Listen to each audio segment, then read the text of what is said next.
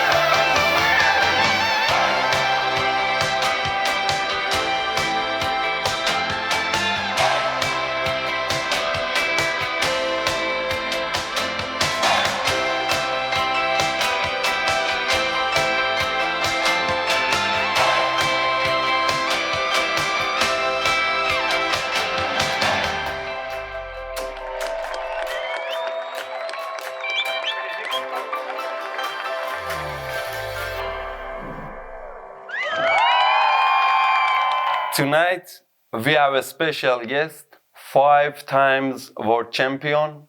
In his paragliding life, he did many things to expand the border of this sport.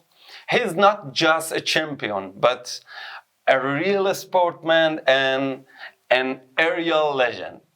Hello, Horacio. Thank you very much for joining us on Shooting Plus. So hello everyone. It's a pleasure to be here, speak to you, to the audience of Mohsen Mansouri and Acronoline and Iranian pilots and pilots all around the world. And yeah, so happy to talk with you today, Mohsen. Thank you very much. And we can start our questions. Just to start it simply, when did you start paragliding, Horacio? Well, I started paragliding when I was 12 years old. I did my first flight with my uncle Felix Rodriguez. And with 14 years old, I started to do the course, paragliding course, when I had the weight I needed to fly. And since then, it's already 23 years flying in paragliding, the last 23 years of my life. Okay, what's the main reason you choose paragliding and why you continue to fly, Horacio? Well, I started paragliding because since I was very young, since I remember actually, I was dreaming about flying and I was really, literally having dreams every night about being Peter Pan and flying, or being Superman and flying, or being Son Goku from Dragon Ball and flying. And I was having these dreams almost every night. So it was really something I needed to do one day, but I didn't know how. And with paragliding, my family was flying long years ago in paragliding. I was watching my cousins, Raul and Felix. That was my inspiration. I say, okay, finally I have the opportunity to fly, and paragliding gave me the opportunity to become reality, that dream. And that's why I love so much this sport, is because it can bring you dreams come true. It's incredible. Thank you. Really interesting. And who was your hero when you started? My hero is being always Raúl Rodriguez and Felix Rodriguez. When I started, I was always watching them, and they teach me almost everything since the beginning in aerobatics. and they were already very good on the sport when I started, and they were competing and having incredible results. And I was always trying to be together with them at any opportunity I had, and travel together with them when I had the possibility, because it was always a lot of learning from them, and they always being open with me, and they always help me to grow, and that's something I really appreciate from them. Nice. We can see your everyday progress from the time you have started paragliding. What actually motivates you to do it better and better and continue to fly? Well, I think flying is a life experience. It is not something that you can say, all right, I've been flying already 10 years, I know Mhm. everything. I've been flying the last 23 years, and as I told you, I think every day I have more to learn in the front, because the sport is development. It's continue changing and giving new opportunities, because the material it's also changing, and it's flying farther, and in aerobatics is doing better tricks. So there is always opportunity to be better, to learn, and there are many pilots as well pushing the sport to new limits and showing new ways. So it's always an opportunity to learn something new in this sport, and that's something I really love as well. Okay. Suppose you are 12 years old. Do you choose paragliding again, or maybe you choose something else? If I were 12 years old and I could choose again, Yeah. I mean, I think so. I think so. This sport gave me so much. You know, this sport gave me a way of living. This sport gave me a lot of friends. This sport gave me a lot of culture trips and different countries. This sport gave me everything to me. So for sure, I would choose the same, even if I know that this sport is not the biggest, or it doesn't have the opportunity to maybe to earn a lot of money, but it gives you happiness, and that's the only thing that we should look for. Happiness is the most important. Great. What's the most fearful thing in paragliding for Horacio Llorens? Well, one of the most fearful things is to fall on the canopy while doing aerobatics. I think many of us have this nightmare sometimes, and being completely trapped inside the Yeah. lines and the material, the glider. And in cross Yeah. country, my biggest fear is to fly backwards fast with a lot of wind in a really bad place. This had happened to me a few times, and it's a really bad feeling when you don't have the control of your flight and you are flying only backwards, and it's very, very, very difficult to pass through these moments. But it's possible to do it, of course, with good training and good learning. But this is two really nightmares that in paragliding we try to escape every time. Okay. And now tell us about your favorite maneuver, Horacio. Okay. My favorite maneuver is probably the Mac twist and all the combinations with the Mac twist. Twisted Mac twist, opposite Mac twist. Oh. I love it, the speed. I like a lot the rotation. It's I think the faster rotation we have in paragliding, and when it's completely on control and the glider is completely open and on shape, it's incredible. The feeling for the pilot and for the viewers, for the people who is watching, it's also really nice. Yeah. I really like it. I love it. So, Mac twist. Let's take our conversation toward more technical terms. What are the advantages of competition? Well, the competition is very important. I think if you want to grow as a pilot, if we are talking about competition in aerobatics, I think it's a really important step for a pilot who want to go farther. Because in competition, first of all, you measure yourself with different pilots, and then you realize where are your limits, where is your level. Well, you can also realize where you can grow as an athlete, and you can see different pilots doing their best tricks, and learn from them as well. So I think it is really important for a pilot to go to the competition.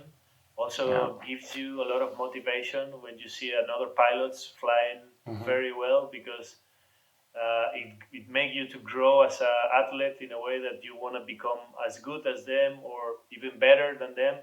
So it's a way to push your limits.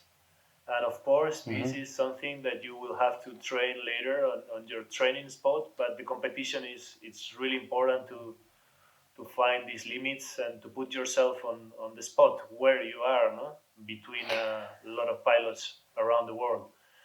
So I think it is something crucial for a pilot to go to compete, for sure. Yes. We talk about importance of a competition. I have another question. How much it is important for Horacio Llorens to be in the first place in a competition? It is not so important to me to win the competition. To me, the most important when I go to a competition is to fly to my 100%. You know, when I go to a competition, I don't go thinking about I have to win, I have to win, I have to win. I think about I have to give my 100%. I have to give my 100%. I have to give it. I have to do all I have been training at the best. If I'm better than the others, the competition will show us who is the best. I will win. If I'm not, I will not. Which I hate is to train hard, to be ready, to arrive to the competition and don't perform at the 100%. This is something really punish me. I really don't like it. So as soon as I'm giving my 100%, if I'm second, third, or even worse position, I know I have to train, I know I have to get better, and I come back to the next one with better level. But the most important is to give it all and to perform at your 100%. And with that, I feel realized. Nice. Wise answer. To think about paragliding as a general term, how can we help paragliding progress around the world? I think that people has to take very seriously the SIV courses. This is something completely very super important. The people has to take it not like a possibility, should take it like something that should be done once in a life, at least, and even more, of course, if it's possible, because you learn the basics of your glider when it's out of control and how to take back the control, and of course acro courses as well. If you want to develop your skills better, it's really important to do it with a proper person who likes the sport, who loves to teach, and who want to give it all. And I think these courses are something really important to grow the sport. There is more and more people doing this important work all around the world. One of them, of course, Mohsen Mansouri Thank you. in Iran, and I've been doing some as well in Turkey, Aludeniz, and Raul Rodriguez as well, and Theo de Blic. And I think the people should take this opportunity and do these courses, take it very seriously and learn. Because with the safety, you learn to be a safe pilot. You are for sure gonna fly much more relaxed and much better. And this is gonna help the sport to grow. If all the people start to fly better and more safe, and there are less accidents, and the people is gonna talk better about paragliding, and there will be more people coming in, and the sport will grow. And that's I think, important key. Yeah, thank you. As I understand, you think that to be a nice XC pilot, you need to pass a good SIV course, maybe a little acro to fly safely. Am I right? Yeah, for sure. For cross country, for acro, and just for fun, for weekend pilot. any pilot should take it, a SIV course. And if you want to learn aerobatics, it's good to do as well a acro course. Yeah. Perfect. Which part of the sport, paragliding, is the most exciting for you? For me, the most exciting, I think it is. I don't know.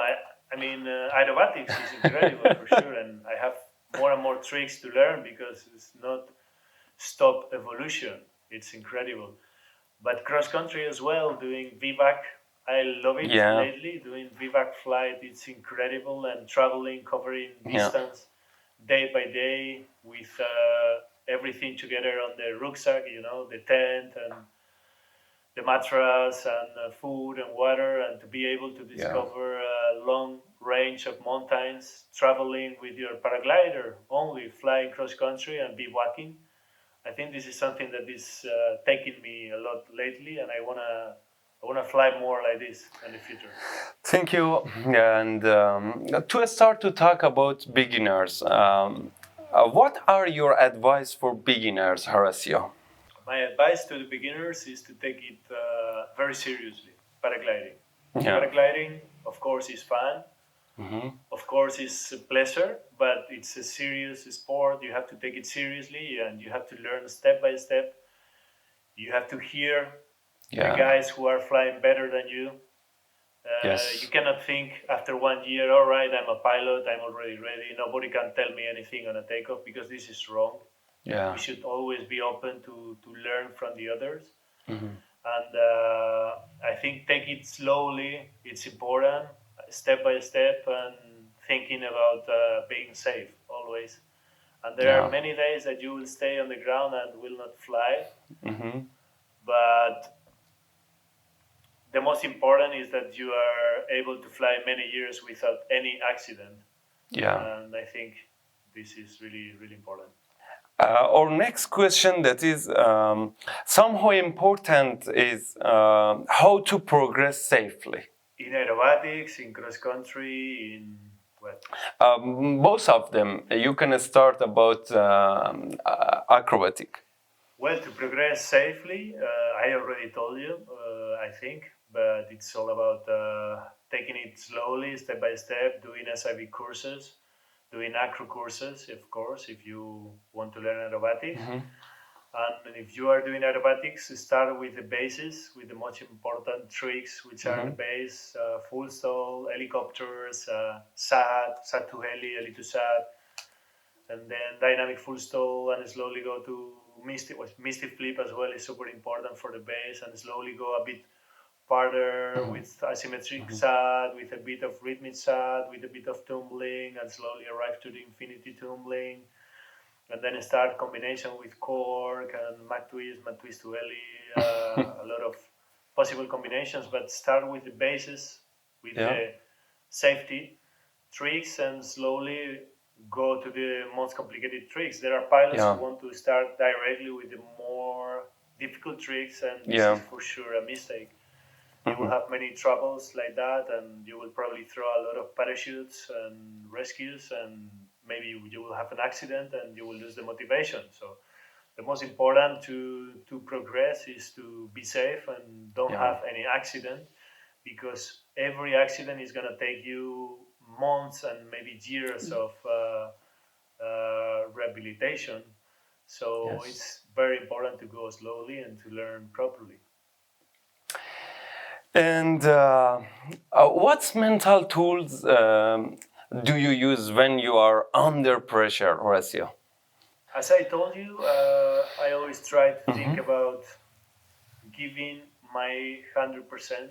I never think about pushing myself to be the first, pushing myself to win the Mm-hmm. task. I try to give it all what I've been training, all what I've been learning. Don't think about the position in the competition. Don't think about the position on the World Cup at the end of the year. Just think about the moment right now, what I'm doing, this task. Mm-hmm. I want to do it to my best level. And if I'm good enough, I will win the task. And if I'm not good enough, I will have to train more. So take it without the pressure of trying to become the best every time.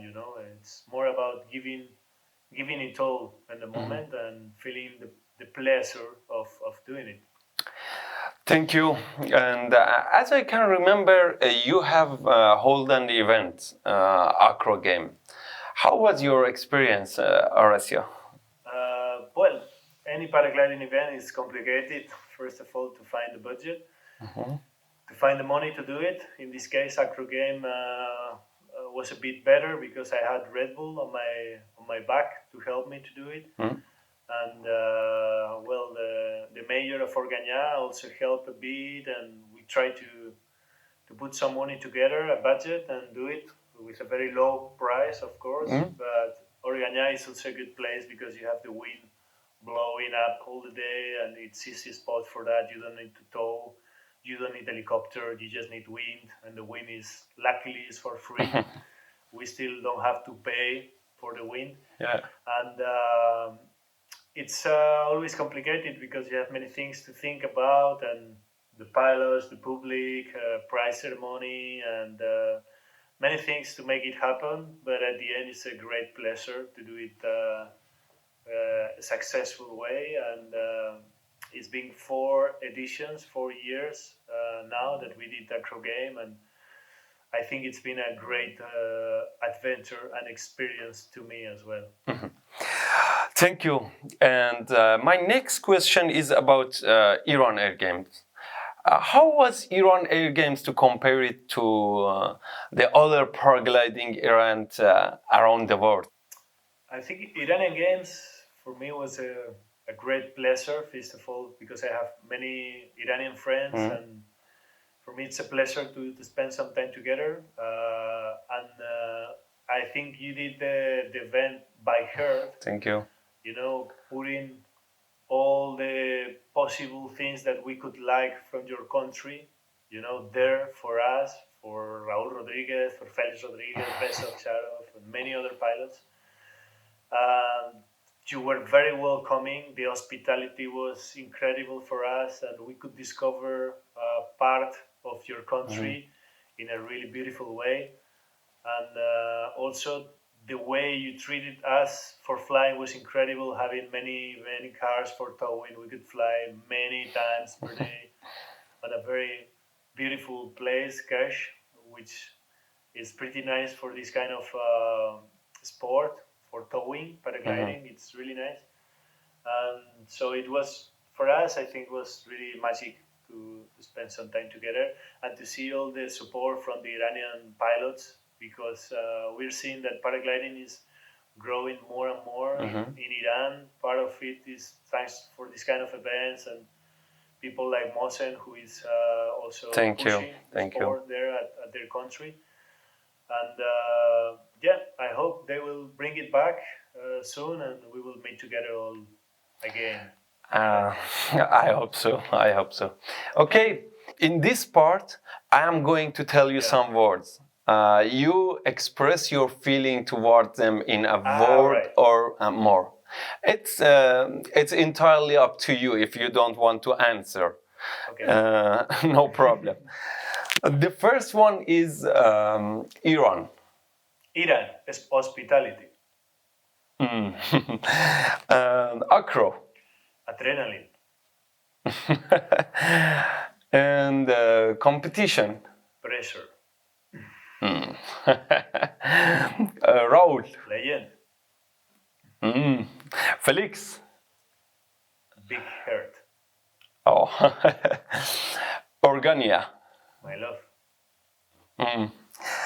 Money. Important. Coronavirus. I don't like it. Me too. Coronavirus. It's not nice. Nice answer, thank you. And what do you do in your free times, Horacio? I like to read. I read a lot of books, and I love cinema. I like a lot movies, and I watch some serials as well. But I only try to see quality, only good movies and good series, not a lot of, but just the good ones. And this is really important to me, culture. I think it's really important. Yeah, thank you. And now you are free to say anything you want. After that, I will ask you the last question. I think we're pretty well.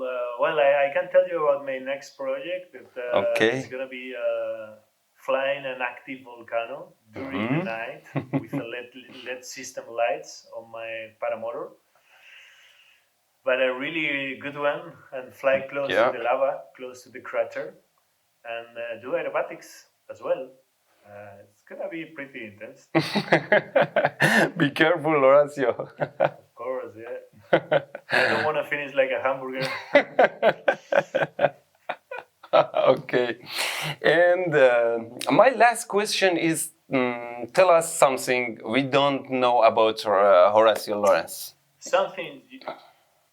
Something you don't know about me, it's maybe that I like video games a lot. Video games? I was playing a lot when I was teenager, and I love the video games. And now that I have this confinement, I'm stuck at the house. I'm playing video games again. Probably I will stop once I can fly back in paragliding. But now I'm playing a bit PlayStation 4. Nice. Thank you very much for being with us on Shooting Plus, Horacio Llorens. Thank you. Thank you. My pleasure. It's been really nice. And hopefully this will bring some fun to the pilots in Iran and who follows Mohsen and Adrenaline. And it was really nice to talk. Thank you, and goodbye.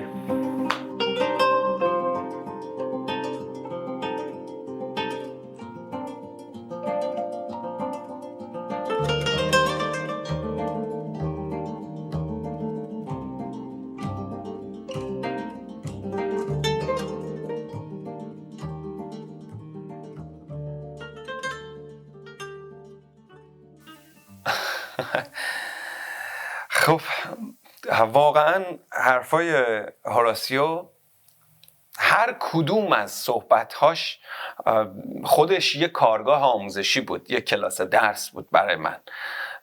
بعضی وقتا احساس میکردم که خب مثلا این سوالو که میپرسم الان میاد اینجوری جواب میده، بعد یهو میدم سورپرایزم کرد، غافلگیر شدم. واقعا جواباش اینقدر جذاب و اینقدر خوب بود که خود من باید برم دوباره بشینم این صحبتاشو بارها و بارها گوش کنم و ازشون درس بگیرم و یه جورایی سرمشق خودم قرار بدم و الگو بکنم این جواباشون رو. اما ما یه قسمت داریم به نام قسمت زیرخاکی. قبلا در موردش با هم صحبت کرده بودیم. زیرخاکی رو کلن یک جا برون سپاری کردیم، دادیم به خانم صابری و قرار شده که زیرخاکی رو دیگه خانم صابری تولید کنن، بدن، ما فقط پخشش بکنیم. اگه موافق هستید بریم ببینیم شبنم صابری زیرخاکی برامون چی آورده. سلام، به قسمت زیرخاکی شوتینگ پلاس خوش اومدید. 2 فیلم زیرخاکی خیلی باحال براتون دارم. فیلم اول از علی خانجانخانی از یزد. تو این فیلم علی داشته با یه بال خیلی کهنه و خسته پرواز میکرده تو دیواره تپه‌اردشیر یزد. همه چی خوب بوده واسه خودش، میره و میاد یه گاست میزنه. حالا بریم با هم فیلم رو ببینیم. یادتون نره صداهای علی رو خوب گوش کنید تو این فیلمه.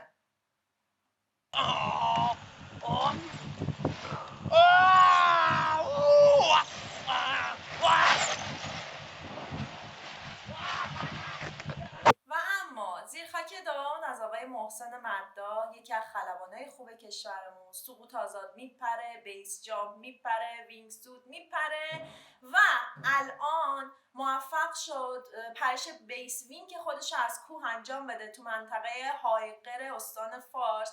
همین چند روز پیش دوشنبه 15 اردیبهشت 99 من فیلمو بارها و بارها نگاه کردم. قبل فیلم اون سکوتی که پاورجاست و همه آرومن، استرسایی که دارن، دلهوره‌ای که دارن، محسن ولی خیلی آروم لبه کوه وایستاده و خوشحالی بعد از کشیدن چتر محسن خیلی برام جذاب بود. بریم با هم فیلم رو ببینیم.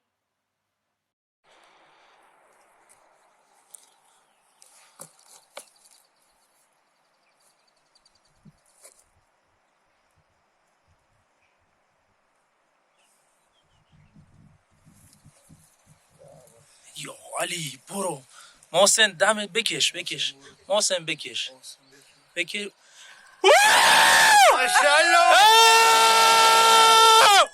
خدای شکر چقدر عالی چقدر حرفه‌ای تبریک میگم به محسن مداح و جامعه ورزش‌های هوایی کشورمون. ممنون که با ما همراه بودید. فیلم‌های زیرخاکی خودتون رو برای ما بفرستید که بتونیم توی این قسمت از شوتینگ پلاس دوره هم ببینیم و لذت ببریم. شبتون بخیر، خدا نگهدار. خیلی جذاب بود. ممنون از شبنم صابری که واقعا تصاویری که برامون فرستاده بود خیلی خیلی لذت بردیم ازشون. دستون درد نکنه. امیدوارم که قسمت‌های بعدی رو هم همینجوری پر انرژی برامون ادامه بدین. البته خب اگه خلبان‌ها کمک بکنن و فیلم‌های جذابشون رو براتون ارسال بکنن که حتما این کار رو هم انجام میدن. خب عرض کنم خدمتتون که این شوتینگ پلاسمون هوراسیو اینقدر از لحاظ بار علمی آوردش بالا که من واقعا دوست ندارم کار آموزشی دیگه انجام بدیم و فقط یه مطلب آموزشی رو ادامه بحث هفته قبلمون که در مورد برک ها و نحوه گرفتن برک صحبت کرده بودیم بهتون ارائه میدم و خیلی هم کم و کوتاه هست که فقط یه مطلب آموزشی گفته باشیم. میخوام در مورد سویت اسپات باهاتون صحبت کنم. کسی میدونه سویت اسپات چیه؟ بذارید از اینجا شروع کنم که ما یه حضرتی داریم توی آسمون و این حضرت خیلی خوب بالش رو درک میکنه. من فکر نمیکنم کسی توی آسمون به اندازه این عالی جناب، به اندازه این اعلی حضرت به بالش وصل باشه. یعنی هر تکونی توی این بال ایجاد میشه این اعلی حضرت خیلی خوب درکش میکنه و ریاکشن صحیح رو ایجاد میکنه، چه برای سرعت گرفتن، چه برای بالا رفتن، چه برای هر کاری، برای پرواز زیبایی که خودش هدفش رو داره. و اگه میخواین اسم این اعلی حضرت رو بدونید اسمش حضرت عقاب هست. آره، عقاب. و یه سوال هم دارم از شما، تا حالا فکر کردید که خودتون چقدر به بالتون وصلید؟ چقدر تنش‌ها و تنشن‌های بال پاراگلایدرتون رو قشنگ درک میکنید، حس میکنید و ریاکشن صحیح و دقیق رو اعمال میکنید؟ اصلا میتونیم خودمون رو با عقاب قیاس بکنیم؟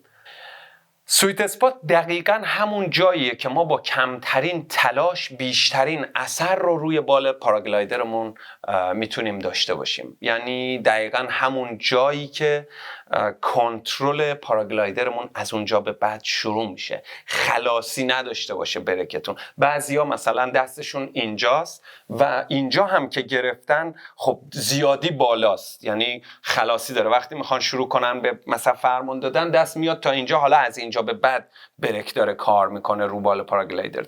یا بالعکس بعضیا دستشون اینجاست و برک درگیر شده، یعنی اگه میخوان فعالیت انجام نشه رو پاراگلایدر باید یه ذره حتی بیارنش بالا. سویت اسپات جایی هست که آرنج شما، دقت بکنین این وضعیت آرنجتونه، زاویه آرنج رو نگاه بکنید، به جای دقیقاً 90 درجه در نظر بگیرید یه ذره کمتر از 90 درجه هست و دستتون اینجوری یه ذره کمتر از 90 درجه. اینجا جاییه که دست شما راحته. حالا باید تنظیم کنید جوری که برکتون هم همینجا قرار بگیره و از اینجا به بعد برک شروع که میکنی فرمان بده به بال پاراگلایدرت. و این خیلی داستان مهمی. حالا دو راه دارین که این تنظیم بکنین بریکتون، یا باید هی بریک رو کوتاه و بلند بکنید تا تنظیم بشه با این وضعیت که خب این یه کار خیلی سخته. ولی اگه حضور ذهن داشته باشید، تو هفته قبل من در مورد کلاسیک هالف رپ توضیح دادم و بهتون گفتم که من خودم کلاسیک هالف رپ رو خیلی دوست دارم، به خاطر اینی که اگر دقت بکنید این وضعیت کلاسیک هالف رپ باشه، فرض بکنید مثلا سویت اسپات دست من اینجا قرار گرفته، نقطه شیرین دستم، و حالا مثلا اینجا یه ذره بریک من درگیر شده تو این پوزیشن دستم. خب من خیلی راحت توی کلاسیک هالف رپ یه ذره اینجوری میچرخونمش و این یه ذره رها میشه، یا بالعکس اگه نیاز هست یه ذره میکشمش به پایینتر و اینجوری، حالا تو پرواز خیلی راحت تر این کار میشه انجام، میاد پایینتر. پس یه ذره جای ریگلاژ هم اینجا ما توی وضعیت کلاسیک هالف رپ داریم و میتونیم این کار رو انجام بدیم و این دیگه بستگی به خود شما داره. اما یه نکته خیلی مهم هم در نظر بگیرید، اگه دستکاری میکنید و تغییر ایجاد میکنید، پوزیشن دستتون داره میاد بالاتر یا پایینتر، دقت بکنید که اگه دستتون رفت بالاتر، خب به تبع دامنه استال بالتون هم میاد بالاتر و این نکته خیلی مهمه، باید بهش توجه بکنید. باز تکرار میکنم، حتما اگه هر کاری میخواین بکنین بعد از این آموزش هایی که از ما میشنوین، حتما با مربیای عزیزتون مشورت بکنین و ازشون بخواین بهتون توضیح بدن و کمکتون بکنن. فرض بکنید، منظور من اینه، فرض بکنید که استاندارد گریپ میگرفتین بریکتون، خب دستتون اینجا بوده، استال بالتون اینجا میشده، حالا اومدین کلاسیک هالف رپ، حالا دستتون اومده اینجا، خب به تبع استال هم اینجا میشه و اینجا یه موضوعی باز میشه که خیلی مهمه. اگر شما هنرجویی هستید که توی دوره مبتدی، نووایس یا حتی شاید اینترمدییت هستید، احتمالاً مربیتون یادتون میاد بهتون گفته که برکا رو مثلا تو راستای شونه بگیر یا برکات رو تو راستای گوشات بگیر. به این وضعیت ما میگیم پوزیشن بریک. در واقع مربی شما یک پوزیشن طراحی کرده نسبت به سایز بریکتون و گفته دستتون تو اون پوزیشن باشه و خب خیلی مهم نیست واقعیت اون حساسیت ها تو اون زمان، تو اون دوره های مبتدی یا نووایسی که شما دارید میگذرونید. ولی اگه یه خلبان حرفه‌ای تر هستید و میخواید حالا دیگه بیشتر دقت بکنید به این موضوع، دیگه باید از طریق فیدبک پرشر این رو در نظر بگیرید. فیدبک پرشر چی هست؟ فیدبک پرشر یعنی اینی که شما باید به تأثیر اون فیدبکی که از فشار بریک لاین به سمت دست شما وارد میشه به کنترل پاراگلایدرتون بپردازید. اینجاست که دیگه کمک میکنه شما وقتی این فشاری که از طرف بریک لاین روی دستتون هست رو حس کنید، درکش بکنید و مثل حضرت عقاب این رو بفهمید، خب دیگه خیلی راحت میفهمید این داره استال میشه. اصلا براتون مهم نیست که پوزیشن دستتون کجاست، پوزیشن اینجاست، خب این فعلا اون فیدبک رو به من نمیده که داره استال میشه. و کسایی توی فیدبک پرشر خیلی قوی میشن که خیلی زیاد پرواز میکنن، خیلی زیاد تمرین میکنن و این اون چیزیه که شما بهش نیاز دارید توی پرواز واقعی که باید از طریق فیدبک پرشر پرواز بکنید.